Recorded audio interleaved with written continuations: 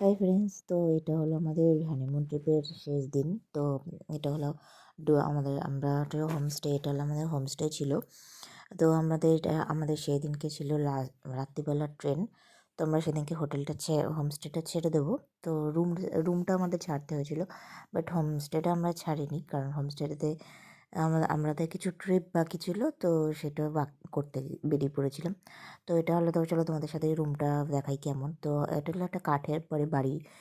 তো নিচটা খুব সুন্দর ছিল, একদম বাগান টাগান করা। তো চারিপাশে পুরো কাঠের বাড়ি। তো এখানে এটা একটা সুন্দর একটা লন টাইপের।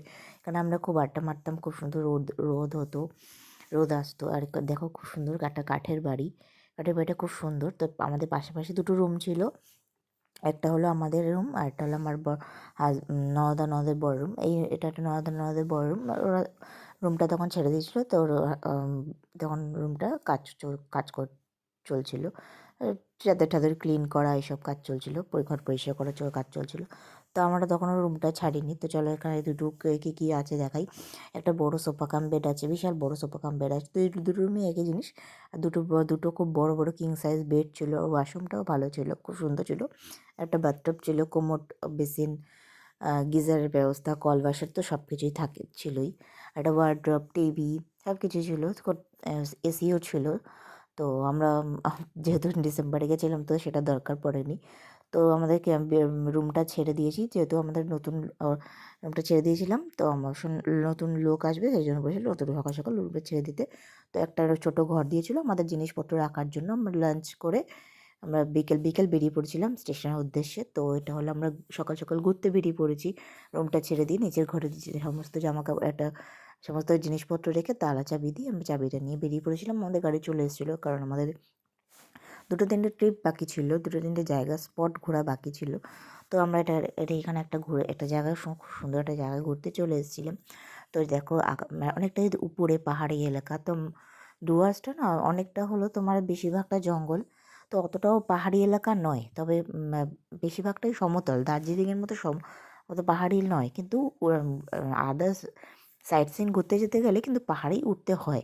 এটা অনেকটা উঁচুতে পাহাড়ি একটা এলাকা, পাহাড়ি একটা জায়গা। তো কিছু কিছু অনেক জায়গার নাম আমি ভুলেও গেছি। তো দেখো জায়গাটা অত্যন্ত সুন্দর। আকাশ ডিসেম্বর মাসের অত্যন্ত পরিষ্কার। তখন এটা হলো আমাদের আসার দিন। তখন ওই 17-18 তারিখ হবে ডিসেম্বরের। তো ওয়েদারটা জাস্ট দেখো, একদম আকাশ পরিষ্কার, হালকা হালকা মেঘ আছে, রোদ তো ঝলমল করছে। মানে শীতের কোনো লাগছেই না, ঠান্ডা লাগছেই না। আমরা সোয়েটার গাড়িতে রেখে ঘুরছিলাম। রাস্তাঘাট একদম পরিষ্কার। পাহাড় দেখতে না কার না ভালো লাগে। তো আমরা ওই কটা স্পট ঘুরে আমরা চলে এসেছি একটা সুন্দর একটা আইল্যান্ডে। এখানে আমার ননদের বড় এর আগেও ঘুরতে এসেছিলো। তো ওরা অনেকবার এই আইল্যান্ডের কথা বলেছে। এটার নাম হচ্ছে রকি আইল্যান্ড। তো জায়গাটা এত সুন্দর, এটা আর বলার মতো না।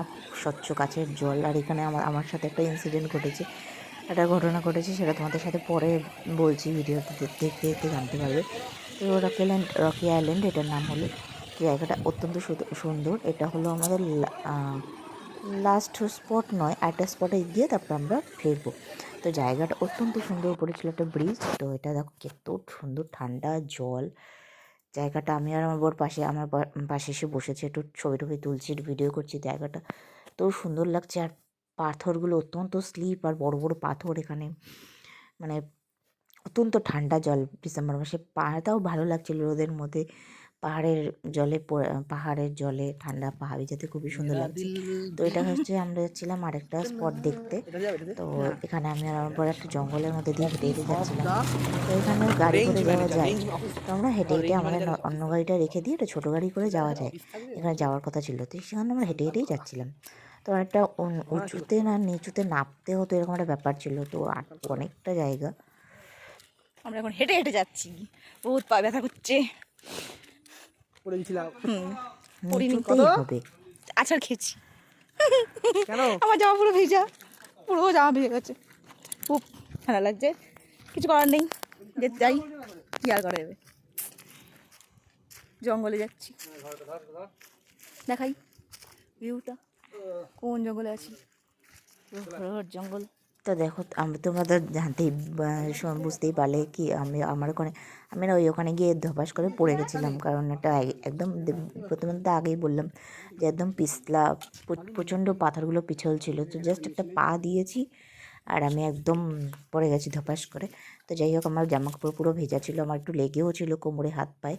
তো যাই হোক, কোনো রকমভাবে শুকিয়েছে। আমি এসে হোটেলে সে ড্রেস চেঞ্জ করে খাওয়া দাওয়ার খেয়ে আমরা স্টেশন থেকে হোটেল ছেড়ে বেরিয়ে পড়েছিলাম ট্রেনের উদ্দেশ্যে স্টেশনে। তো এটা আসলে আমাদের এটা আমরা স্টেশনে তখন ওয়েট করছিলাম, তো এটা আমাদের ট্রেন আসার জন্য। তো কেমন লাগলো ভিডিওটা অবশ্যই কমেন্ট করে জানিও। এটা আমাদের লাস্ট ট্রিপ। ভালো লাগলে অবশ্যই